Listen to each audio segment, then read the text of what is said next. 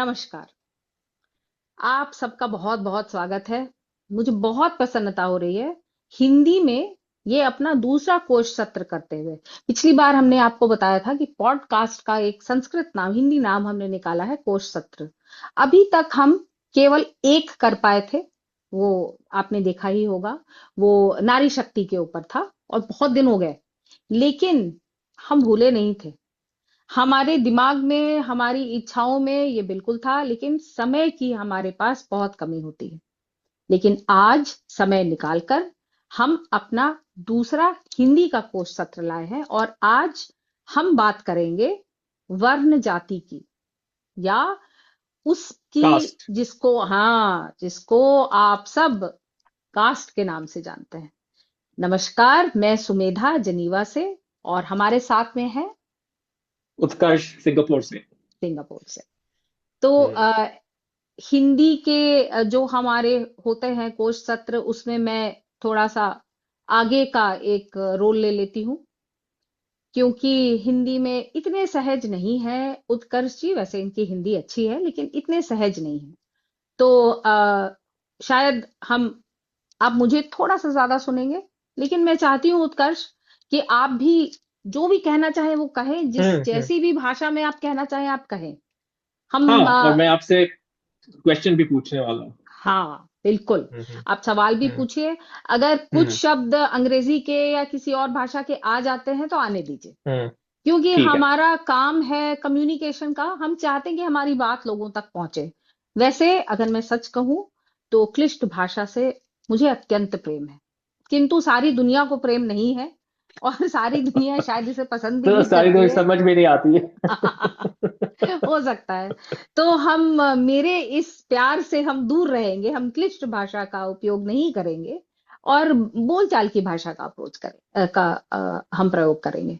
तो हम्म। बताइए उत्कर्ष, कहाँ से शुरू करें? आपके जहन में तो जब जब कास्ट हम्म। आता है तो आप क्या सोचते हैं, क्या जानना हाँ, वो चाहते हैं? जब जब हम लोग कास्ट के बारे में सोचते हैं भारत में, हम्म। तो लगता है कि कास्ट एक कंट्रोवर्शियल टॉपिक तो है ही, हम्म। और कभी कभी थोड़ा सा नेगेटिव टॉपिक भी है, क्योंकि पॉलिटिक्स होता है कास्ट के बेसिस पर। हम्म। प्रैक्टिसेस होते हैं जो कुछ कुछ कहेंगे डिस्क्रिमिनेटरी प्रैक्टिसेस है जो होते हैं कास्ट के, और लोग सोचते हैं कि होते हैं हम्म। कास्ट के कारण। हम्म। तो सबसे पहले मैं समझना चाहता हूँ कि कास्ट सचमुच में क्या है, क्या होना चाहिए। इतिहास, आई हम्म। मीन, अकॉर्डिंग टू, मतलब फ्रॉम मेनी हाँ, मेनी थाउजेंड इतिहास ईयर्स में अगो, क्या था? हाँ, आप ठीक इतिहास ही में कह रहे क्या थे। था। ठीक हाँ। ही कह रहे थे। तो हम्म। इतिहास में क्या था, और जो आज हम लोग समझते हैं कास्ट को क्या हम्म। इतिहास से सेम सिमिलर है कि बदल गया है, क्या हो गया है। हम्म। क्योंकि आज का जो परसेप्शन है कास्ट का, कि एक तो जन्म के कारण होता है, जन्म, अगर आपका जन्म हुआ ब्राह्मण या जन्म हुआ शूद्र हम्म। और जो भी, हम्म। तो उससे हम्म। आपका लाइफ सेट हो गया कि ऐसे ही हो सकता हम्म। है। हम्म। वो एक नेगेटिव चीज है, राइट। उस हम्म। और दूसरा है कि कास्ट के कारण आज हम लोग चाहते हैं कि बहुत सारे प्रैक्टिस होते हैं रिजर्वेशन, और सब लोग चाहते हैं कि उनके कास्ट या सब कास्ट या जाति के कारण हम्म। उनको रिजर्वेशन चाहिए। तो हम्म। पहले शुरू करना चाहिए कि कास्ट क्या है, क्या होता है। और हम हम्म। लोग जानते हैं कि कास्ट ये क्या भारतीय शब्द है या कहाँ से आया है। और ये, हम्म। जब लोग बोलते हैं वर्ण जाति, उसका क्या मतलब है, तो अगर आप हम्म। समझा सकते हैं वो अच्छा होगा। हम्म। तो ये बहुत अच्छा एक शुरू करने के लिए बहुत अच्छी जगह है। कास्ट ये क्या है? तो कास्ट तो कुछ नहीं है, क्योंकि हमारे जितने शास्त्र हैं या हमारी जितनी शब्दावली है, वो तो इसमें से वो शब्द ही नहीं है। ये तो एक पुर्तगाली शब्द है, कास्ता, जहां से आता है कास्ट। जब बहुत पहले 1400 के आसपास जब पुर्तगाली पहली बार आए, तो उन्होंने समाज को देखा, लोगों को देखा, और किस तरह से लोग रहते हैं, उस ऑर्गेनाइजेशन को देखा। उनको कुछ समझ में नहीं आया, क्योंकि ना वो हिंदू धर्म को जानते थे, ना वर्ण जाति को जानते थे। उनको क्या पता था? उनको अपना समाज पता था। उनके समाज में था एक कास्ता सिस्टम, जिसका मतलब होता है कलर सिस्टम। वो बहुत सारे लोगों के ऊपर उन्होंने आक्रमण करके उनको हरा दिया था। तो वो जो सफेद चमड़ी वाले लोग थे, उन्होंने अपने आप को, जो इंडिजिनस लोग थे, जो ब्राउन काली चमड़ी वाले थे, उनके ऊपर बिठा लिया। तो ये एक रेस यानी कि नस्ल, और रंग यानी कि कलर, के अनुसार भेद करने वाला एक सिस्टम था, ये इनका कास्टा का सिस्टम। तो इनको लगा हो न हो यही चीज भारत में भी होती होगी, अगर हमारे देश में होती तो यहाँ भी ऐसा ही होगा। और यहाँ पे उन्होंने देखा, अच्छा ब्राह्मण क्षत्रिय वैश्य शूद्र हैं, तो अच्छा हाँ ये ब्राह्मण को हम वो सफेद चमड़ी वाले जो जगह रखते हैं उनमें हम ब्राह्मण को डाल दें और बाकियों को हम नीचे डाल दें। इसलिए उन्होंने इसको रखा, इसका नाम कास्ट सिस्टम। और इसको एक बहुत ही रेसिस्ट और कलरिस्ट तरीके से समझा और बिल्कुल ही गलत समझा। इसलिए ये जो कास्ट का कॉन्सेप्ट है ना, और फिर मैं आज कुछ बहुत ही सरल संभाषण करना चाहती हूँ। तो मैं आपको उन किताबों का नाम नहीं बताऊंगी और उन लोगों का, उन पुर्तगाली लोगों का नाम नहीं बताऊंगी जिन्होंने लंबी लंबी किताबें लिखी इस पर अपने जमाने में, जहां से ये पूरा कास्टा, कास्ट और भारत में क्या है वो सारा सारा कुछ वहां से शुरू हुआ। तो भारत में अगर कास्ट सिस्टम नहीं था, लेकिन कुछ तो सोशल ऑर्गेनाइजेशन था ना। समाज किसी तरह से तो चल रहा था, हजारों सालों से चल रहा था, बहुत अच्छे से चल रहा था।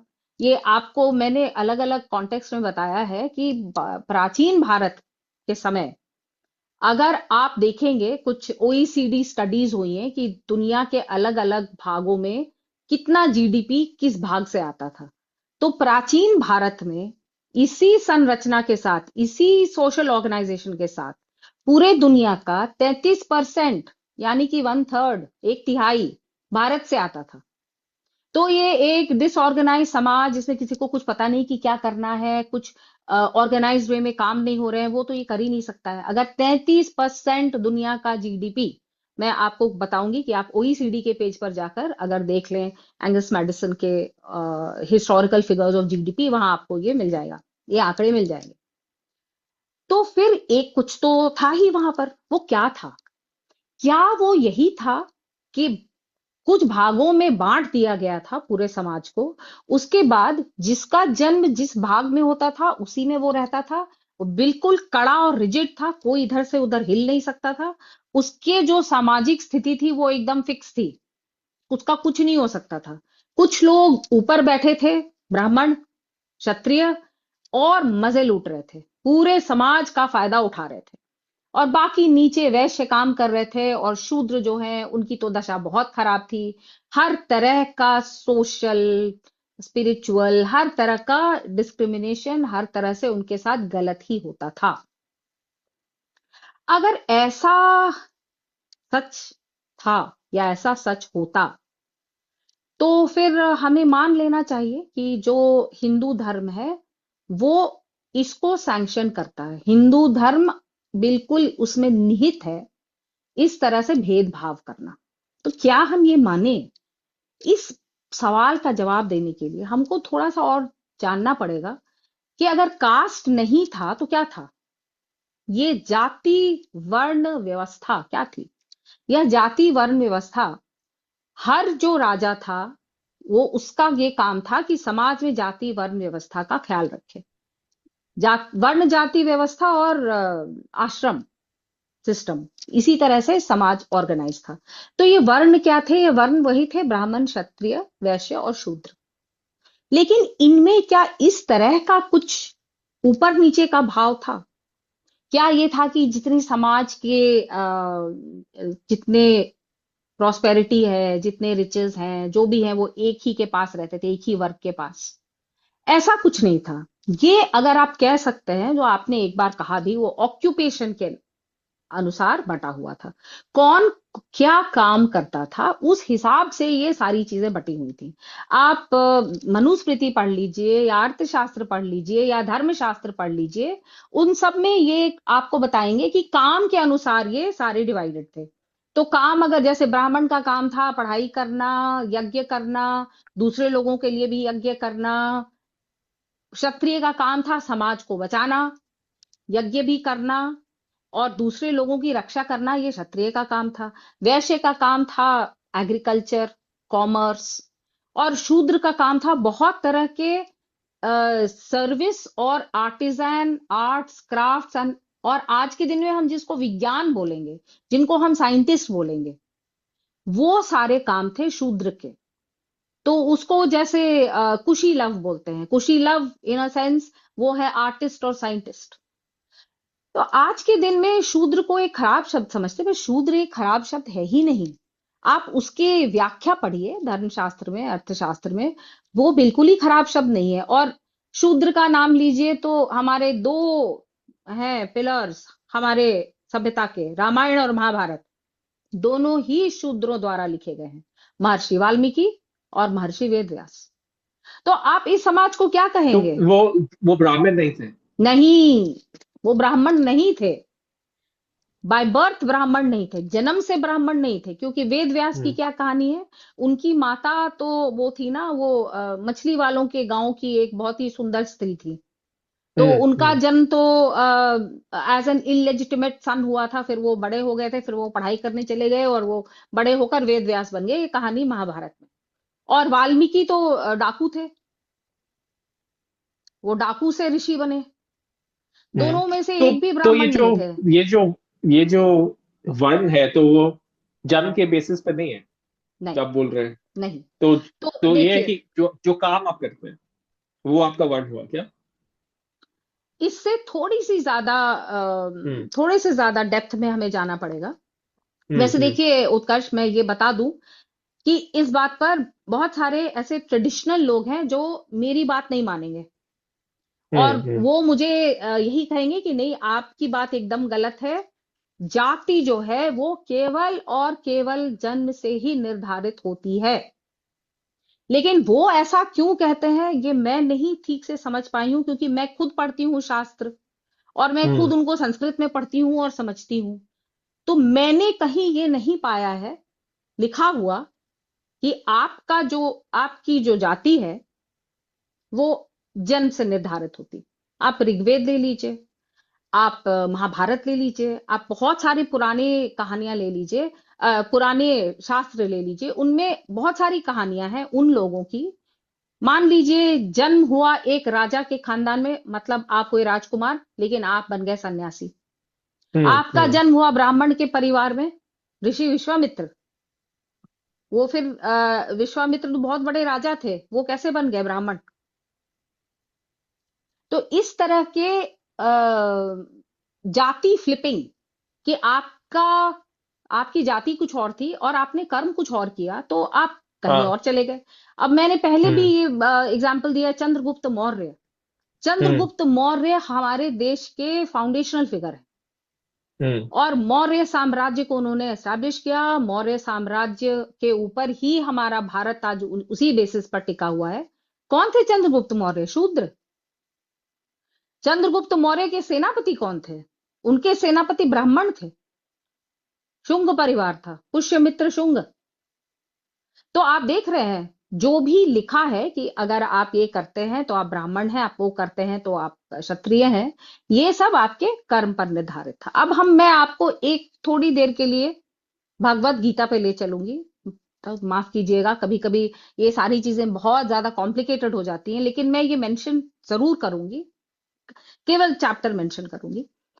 अब अगर 18वां अध्याय पढ़िए भगवत गीता का, तो वहां पर एक बहुत बढ़िया डिस्क्रिप्शन है कि किस तरह से आपकी जो आपका जो वर्ण है वो कैसे डिसाइड होता है। तो इसके लिए दो चीजें होती हैं, एक गुण और एक कर्म।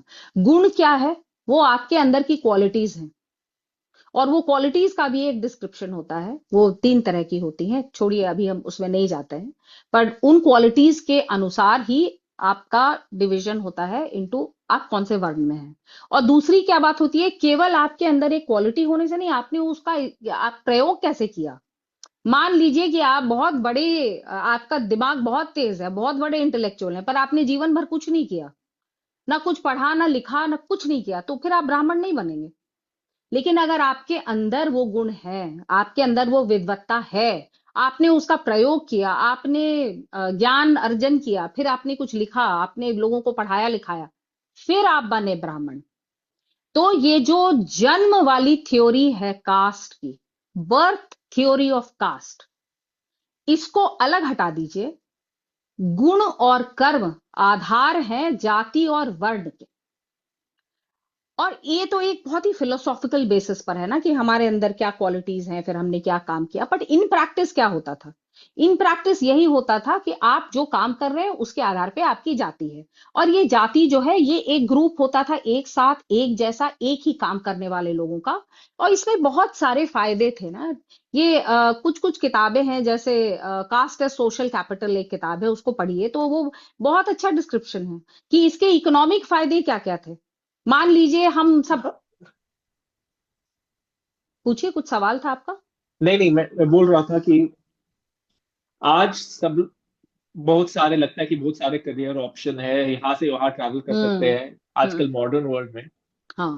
पर अगर आप सोचिए 200 साल, 400 साल, 500 साल, 1000 साल पहले, तो सब लोग रहते थे करीब जहां उनका जन्म हुआ हाँ। है, मे बी हाँ। वही शहर या एकदम। मे बी, वही गांव। तो हम्म। वही गांव। हम्म। तो उतना सारा करियर, क्या सब क्या होगा करियर, अपॉर्चुनिटीज नहीं थे ना फ्लेक्स इतने अलग अलग। अपॉर्चुनिटीज, हाँ हाँ। फ्लेक्सिबिलिटी नहीं था। हाँ हाँ। बहुत नेचुरल था कि जो उनके फैमिली हाँ। कर रहे उसमें वही वाले फैमिली बिजनेस में चले जाए, it was so exactly natural. exactly, एकदम। तो इट्स, और ये मुझे, 90-95% यही होता था। हम्म लेकिन अगर इसके लिए एक बहुत ही रिजिड स्ट्रक्चर था जो आपको मना करता कि अगर आप क्षत्रिय पैदा हुए हैं तो आप नहीं कर सकते कुछ और, या आप अगर वैश्य या शूद्र पैदा हुए हैं तो आप पढ़ाई नहीं कर सकते हैं। प्रॉब्लम तो तब है ना उत्कर्ष, अगर आपको नहीं करने दिया जाए तब। यहीं पर मेरी जो मेरे जो डिफरेंसेस हैं आज के कास्ट के नैरेटिव से, ये यहीं पर है। मैंने जो पढ़ा है और मैंने जो हिस्टोरिकली पाया है, जिन लोगों को जो करने की प्रबल इच्छा थी, if they really wanted to do it, they did it. इसलिए ये एक कहानी है बहुत पुरानी उपनिषद की। ये एक जाबाला पुत्र थे। जाबाला ऐसे ही, she was just serving maid, और बहुत लोगों की सेवा करती थी। She slept with many men, she had one son. और वो पुत्र जो है बहुत ही ज्यादा, वो उसका नाम उद्दालक था, और वो बहुत ही ज्यादा विद्वान था। तो उसने शिक्षा लेने के लिए वो किसी एक गुरुकुल में गया। वहां उसे पूछा गया, कौन हो तुम, तुम्हारे पिता कौन है, तुम्हारी माता कौन है? बोले, पिता कौन है ये तो मुझे पता ही नहीं है, मेरी माता ये है, मेरा पिता कोई भी हो सकता है। तो अगर एक स्ट्रिक्ट कास्ट रिडन सोसाइटी होती तो ये तो ब्राह्मण लड़का नहीं था, उसको क्यों आने देते? लेकिन उद्दालक के इस जवाब से, उसकी विद्वत्ता से इतने प्रसन्न हुए कि उसको गुरुकुल में भी लिया। और उद्दालक हमारे उपनिषदों के एक one of the biggest rishis and seers. मुझे लगता है उत्कर्ष, अगर लोग थोड़ा सा पढ़ें और थोड़ा सा जाने तो ये जो सारे प्रेजुडिसेस है ना वो अपने आप चले जाएंगे। हाँ, पर ऐसा भी है कि लोग बिलीव करते जो वो देखते हैं। हम्म। तो अगर आज मॉडर्न इंडिया में देखें तो लोग सोचते हैं कि caste is on the basis of birth. हाँ। लगता है क्योंकि रिजर्वेशन होता है आपके एग्जाम में, कैसे आप कर सकते हैं, क्या मार्क्स से आप कौन यूनिवर्सिटी हाँ। में घुस सकते हैं, हम्म। आपके बर्थ के बेसिस पर है। तो इन हम्म। प्रैक्टिस लोग का एक्सपीरियंस है कि कास्ट हुआ बर्थ के कारण।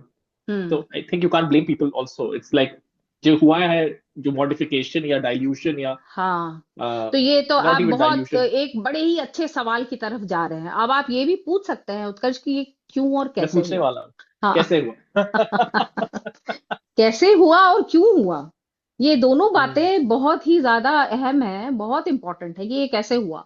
देखिए, मैं ये बिल्कुल ही नहीं कहना चाहती हूँ उत्कर्ष कि ये जो प्राचीन भारत था ये किसी प्रकार का स्वर्ग था, कि वहां पे कुछ गलत काम होता ही नहीं था और सारे लोग एकदम प्रसन्न रहते थे और सारे लोग एकदम परफेक्ट रहते थे। ये मैं नहीं कह रही हूँ।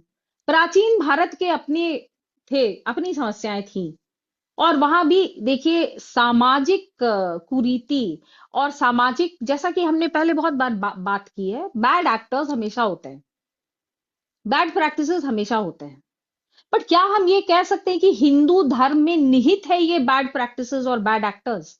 ये ही आजकल लोग कहना चाहते हैं कि ये हिंदू धर्म की स्पेशलिटी है, यूनिक सेलिंग पॉइंट है हिंदू धर्म का, कि ये सारे जो डिस्क्रिमिनेशन और बैड प्रैक्टिसेस और इनइक्वालिटी है वो उसमें निहित है, वो उसके अंदर है, उसको आप अलग कर दे तो हिंदू धर्म रहेगा ही नहीं। और ये सब भी वैसे तो मैं अभी पूरी कहानी बताऊंगी, लेकिन एक ये बता दूं कि एक लुई डूमो नाम के समाजशास्त्री हैं।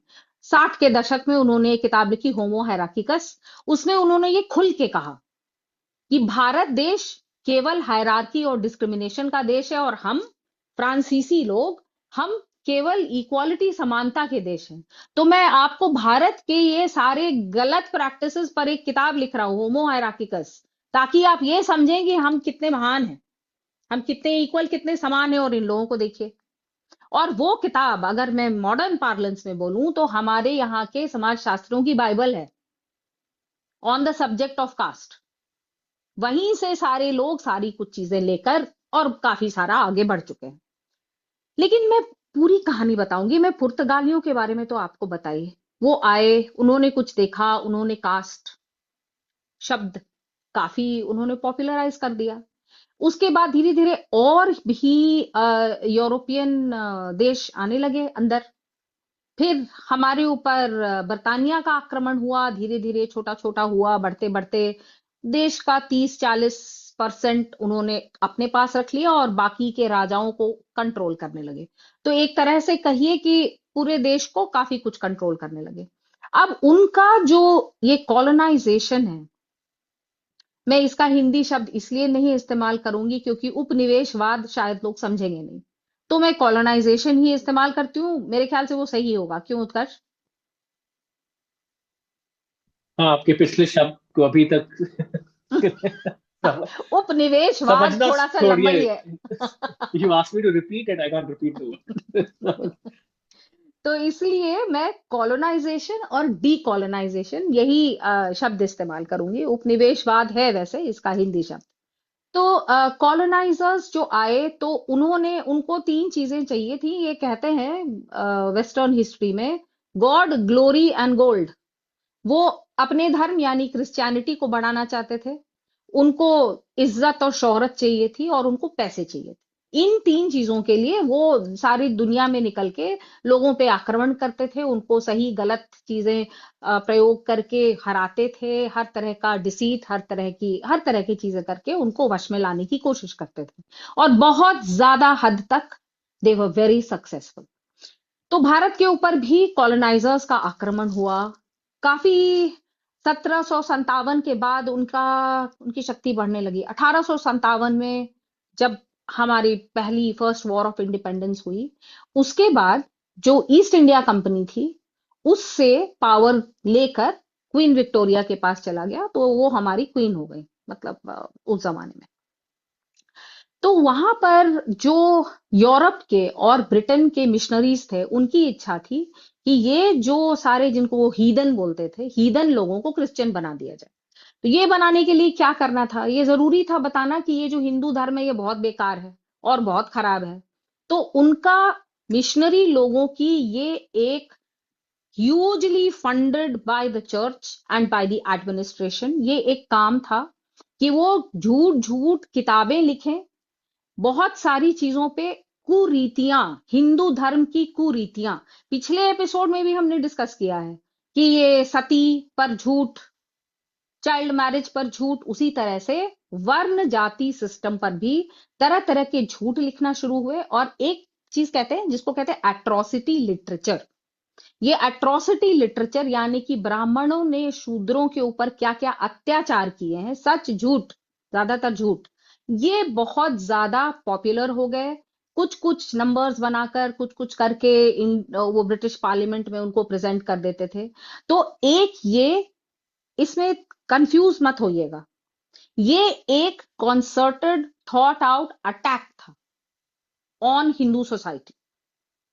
तो ये तो एक बात हुई। दूसरी बात जो आप कहते, जो आपने बहुत सही कहा, कि हम अपने चारों तरफ जो देखते हैं, तो वो तो हम बहुत सारी चीजें देखते हैं ऐसे जो, जिसमें बहुत असमानता है, जिसमें बहुत सारी ऐसी चीजें जो नहीं होनी चाहिए, और बहुत लोग हैं जिनके पास एजुकेशन नहीं, लिटरेसी नहीं है, बिल्कुल प्रॉस्पेरिटी नहीं है। तो ये क्यों? तो ये ऐसा हुआ कि हमारे यहाँ सारे जो ऑक्यूपेशन है वो डिवाइडेड थे सभी लोगों में। लेकिन ब्रिटेन ने अपना इंडस्ट्रियल रेवोल्यूशन किया, तो वो बहुत सारे ऐसे जो ऑक्यूपेशंस थे वो ऑब्सोलीट हो गए। जो हमारे गांव के वीवर्स थे, जो हमारे गांव के पॉटर्स थे, जो मान लीजिए बास्केट वीविंग करते थे, इनका तो कोई काम ही नहीं रह गया।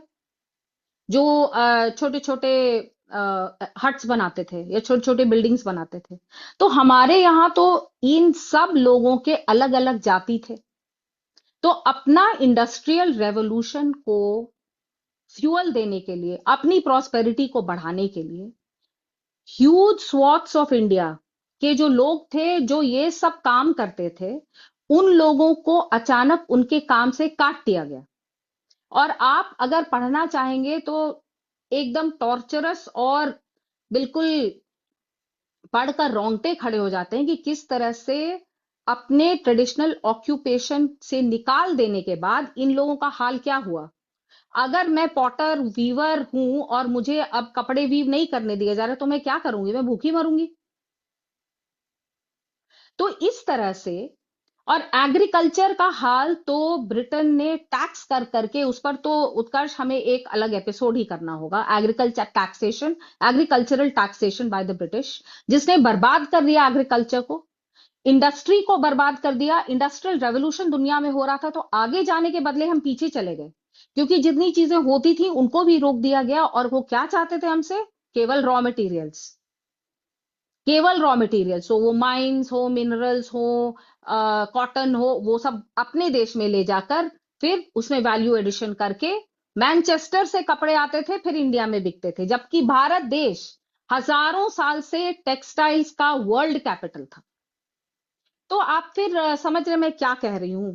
जो जातियां थी और जो ऑक्यूपेशंस थे, उनकी हालत खराब हो गई, वो गरीब हो गए और उनके बहुत बुरे दिन आ गए। और कुछ लोग थे, जैसे ब्राह्मण लोगों ने क्यों अच्छा किया? ये तो वो कहते हैं ना कि आप अगर 1904 में देखिए या कुछ की किसके पास कितने पैसे थे, क्या थे। क्योंकि ब्राह्मण जो थे उस वक्त, वो पढ़ाई लिखाई के फील्ड में थे, तो उन्होंने अंग्रेजी भाषा सीखी और उन्होंने काम करना शुरू कर दिया अंग्रेजों के साथ। अंग्रेजों के साथ काम करना शुरू कर दिया, तो उसके फायदे भी उनको आए। लेकिन ये जो वीवर या पॉटर या माइनर था, वो तो अंग्रेजों के साथ नहीं काम कर पाए, उसका तो काम रोक दिया गया।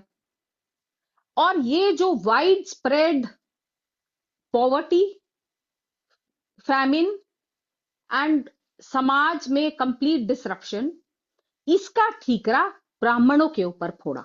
तो उन्होंने क्या कहा कि ये सारे जो चीजें हैं, ये जो गरीबी है, ये आज की नहीं है, ये हम थोड़ी लाए हैं, हम तो आपको ठीक कर रहे हैं। ये हजारों साल की गरीबी है, ये 5,000 साल से जो ब्राह्मण आपके साथ कर रहे हैं एक्सप्लॉयटेशन, ये उसका रिजल्ट है। तो ये आप एक क्या बोलते हैं, ये स्लेट ऑफ हैंड देख रहे हो उत्कर्ष? कि उन्होंने खुद जो फैलाई बर्बादी, उसका ठीकरा ब्राह्मणों पे फोड़ दिया। तो दोनों हो गए, मतलब उनके दोनों पर्पसेस हो गए। उन्होंने समाज को बर्बाद कर दिया और ब्लेम भी हम्म। उनको नहीं मिला। अपने आप को तो वो वाइट सिविलाइजर्स बोलते थे, सिविलाइजिंग मिशन पे आए थे, वो तो आपके लिए सब अच्छा कर रहे थे। और ये सारी चीजें अब पढ़ते पढ़ते पढ़ते धीरे धीरे बाहर आ रही हैं। थोड़े दिन पहले उत्साह पटनायक ने बताया था कि अपने राज में 48 ट्रिलियन डॉलर्स वर्थ उन्होंने ब्रिटेन को ट्रांसफर किया इंडिया से। अभी पिछले हफ्ते ऑक्सफैम की एक स्टडी आई है, जिसमें उन्होंने ये 48 ट्रिलियन को 64 ट्रिलियन कर दिया है। 64 trillion dollars was moved from India to Britain. तो ये फॉर जो है ना, context, I mean inflation adjusted, but आज का जीडीपी भारत का है कितना? 4 trillion. 4 trillion, exactly. That gives you the set. Even China is 20 trillion, which and is much US bigger. कितना है? करीब 29 or 30 अराउंड है, हाँ, टू समझ लो चेक। 30 होगा। तो ये समझ लो कि हाँ, आज के दिन के जो यूएस ट्वेंटी की सेवन जीडीपी है, 27 ट्रिलियन, हाँ। दिन के जो यूएस की जीडीपी, उसका डबल से भी ज्यादा। तो ये जो गरीब बनाया ना, इंडिया को गरीब बनाया। तो मैं बता रही थी कि 33% था प्राचीन भारत में, भारत का कंट्रीब्यूशन टू वर्ल्ड जीडीपी। और उसके बाद अंग्रेजों के समय ये 4% के आसपास हो गया। नेहरू जी के समय तो 2% हो गया था, तो वो तो कॉलोनाइजर से भी वर्स थे। लेकिन आप ये देखिए कि 33 से 4 तक पहुंच गया, कैसे? क्योंकि सारे इंडिजिनस जो काम थे, जो अलग अलग जातियां करती थी, उन सबको इन्होंने खत्म कर दिया। और देखिए उत्कर्ष, ये बात सही है कि ट्रेडिशनल ऑक्यूपेशंस बदलेंगे, लेकिन वो अगर ऑर्गेनिकली बदलते तो धीरे धीरे बदलते, कोई कुछ और काम ढूंढता, कुछ नया काम ढूंढता। भारत में इंडस्ट्रियल रेवोल्यूशन जो भी है उस समय आता तो अलग अलग काम लोग करने लगते। यहाँ ऐसा हुआ नहीं ना, अचानक आपका काम खत्म, आप भूख से मरिए। इसलिए जिस भारत में अगर हजारों साल में 10 या 12 फैमिन हुए थे, 33 या 34 फैमिन हुए हैं अंग्रेजों के समय। तो ये जो कहानी है ना कास्ट की, ये कॉलोनाइजेशन की कहानी है। लेकिन जो हमारे 1947 में जो सर्वे सर्वा थे, उन्होंने इस कहानी को पूरा अंतरसात कर लिया, मान लिया कि ब्राह्मण जो है वो दुनिया के सबसे बड़े विलन है। तो उन्होंने ये रिजर्वेशन जो आप कह रहे हैं वो पॉलिसी सेट कर ली, यही सोचकर कि ब्राह्मण 5,000 साल से दलित का उत्पीड़न कर रहा है। इस नैरेटिव को, इस कहानी को सच्चाई में बदलना, इसका सच दिखाना बहुत कठिन है उत्कर्ष,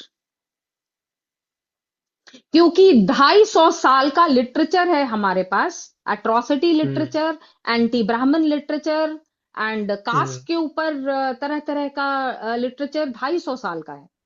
आजकल कुछ लोग काम हम्म। करने लगे हैं, एक घेंट स्कूल है, वो कास्ट को डीकॉलोनाइज करने के लिए अच्छा काम करता है, पर अंग्रेजी में लिखता है।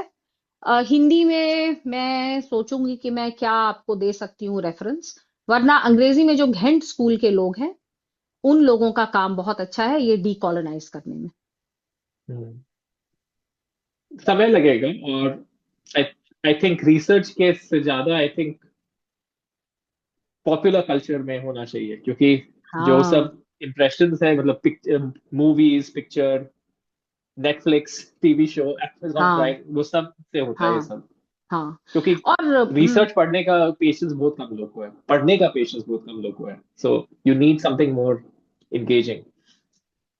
और ये कैसे होगा ये मुझे नहीं पता, क्योंकि आज के दिन में एक और बहुत ही एक खतरनाक मॉन्स्टर है ना जिसका नाम है इलेक्टोरल पॉलिटिक्स। तो ये इलेक्टोरल पॉलिटिक्स के लिए जितनी पॉलिटिकल पार्टीज हैं वो सब सभी लोगों के वोट्स को अपनी तरफ करना चाहती हैं।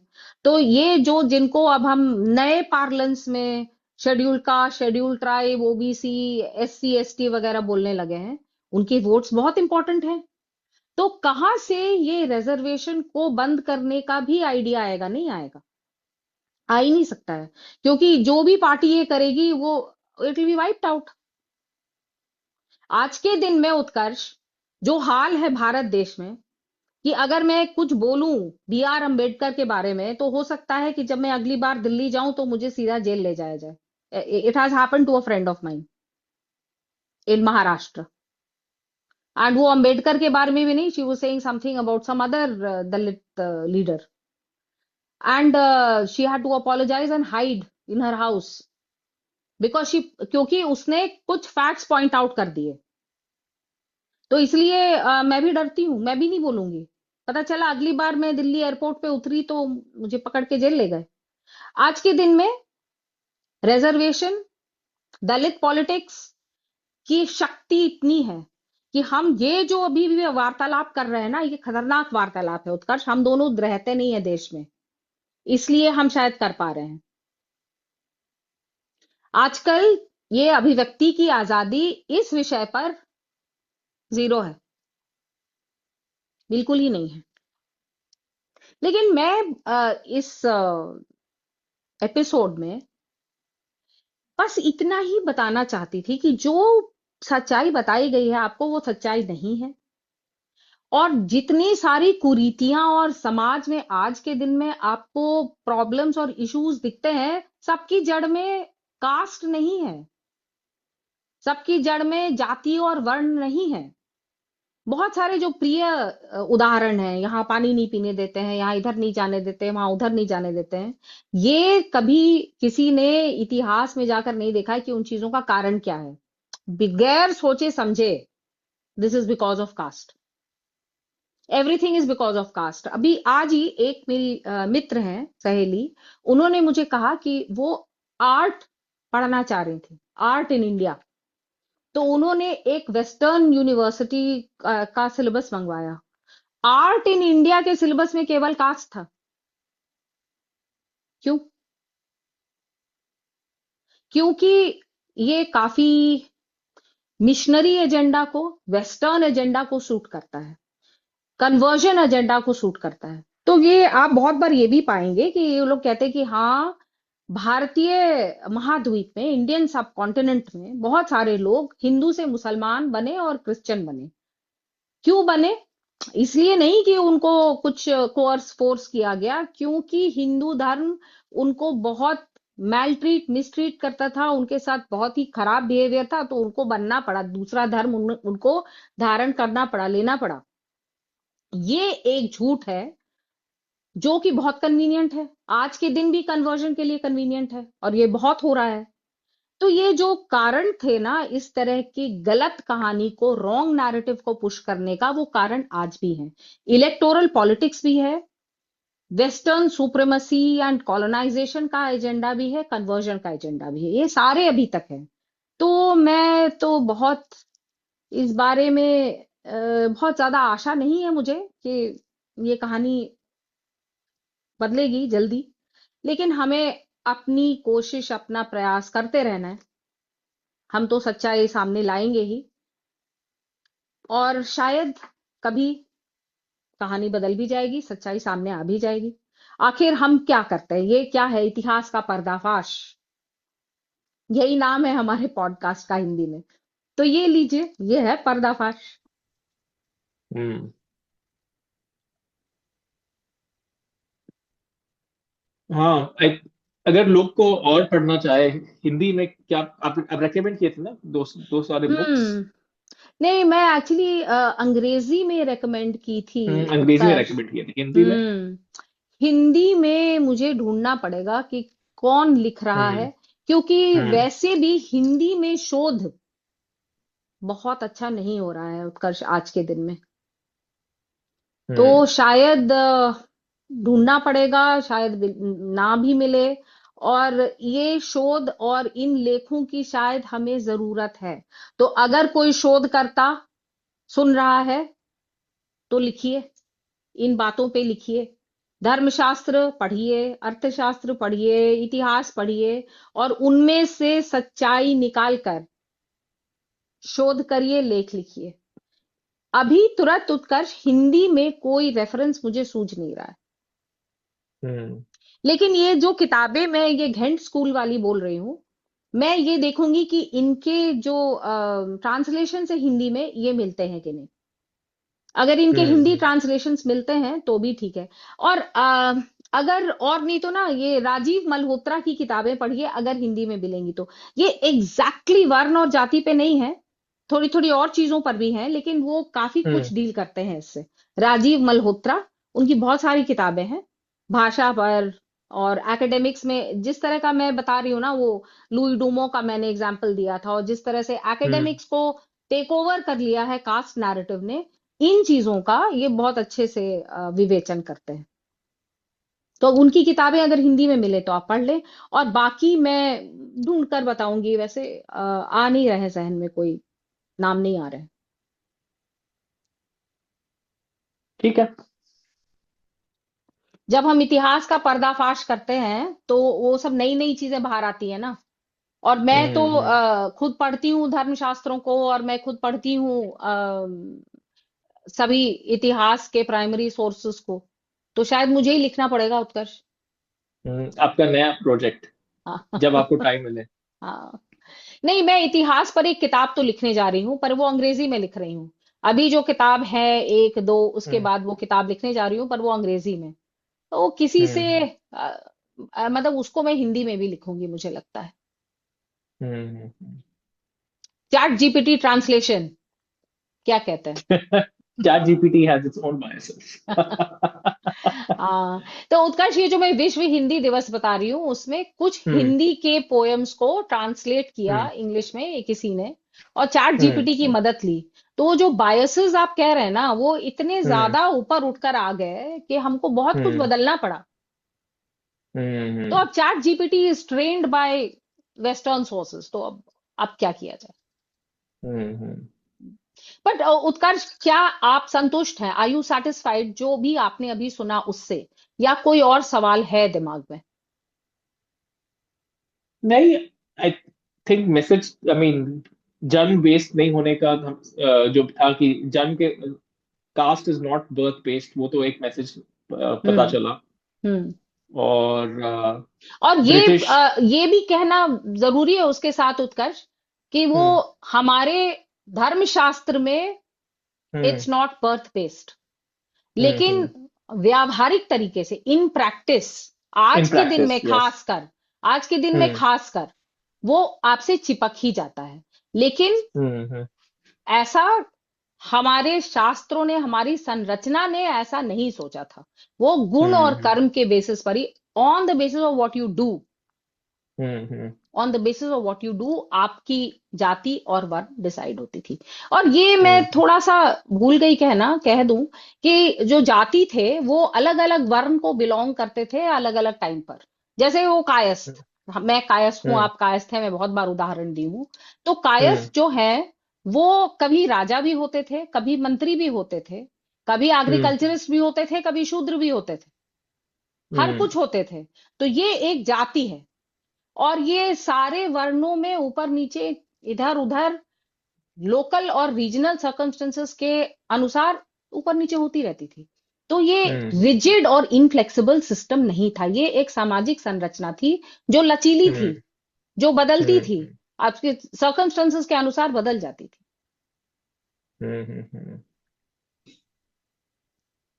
ठीक है। और कोई सवाल? नहीं, सवाल नहीं, वही वही अंडरस्टैंडिंग कि ब्रिटिश एम्पायर का जो रोल था, अ, आज आज जो हम लोग देखते हैं कास्ट सिस्टम, उसमें ब्रिटिश एम्पायर का पॉलिसी, हम्म। उसका इम्पैक्ट, हम्म। वो भी आई थिंक बहुत सारे लोग नहीं सोचते। जब जो कास्ट सिस्टम के बारे में सोचते हैं, वो लोग सोचते हैं कि ये भारत का सिस्टम है। हाँ। वो जानते नहीं कि जो हम लोग आज मॉडिफाइड कास्ट सिस्टम में ऑपरेट करते हैं, वो हाँ। उसमें ब्रिटिश एम्पायर का मेजर रोल है। हाँ। हाँ। ये जो मॉडिफाइड वर्ण जाति सिस्टम, ये बहुत सही कहा आपने, कि ये है ही नहीं वो वर्ण जाति सिस्टम जो कि हमारे वैदिक थॉट में डिस्क्राइब्ड है। वो ये है ही नहीं। ये हम्म एक अलग मॉन्स्टर है, पता नहीं क्या है हम्म ये। और इसका, हम्म इस समस्या का निवारण कैसे होगा ये तो मैं अभी कह ही नहीं सकती। हम्म। लेकिन जो भी लोग सुन रहे हैं, ये एक बहुत इमोटिव और कंट्रोवर्शियल टॉपिक है। आपको कुछ अच्छा लगा हो तो बताइए, जो नहीं अच्छा लगा हो वो भी बताइए। कुछ भी जो मैंने कहा जिससे आपकी हामी नहीं है, जो आपको लगता है कि सही नहीं है, तो हमें बताइए।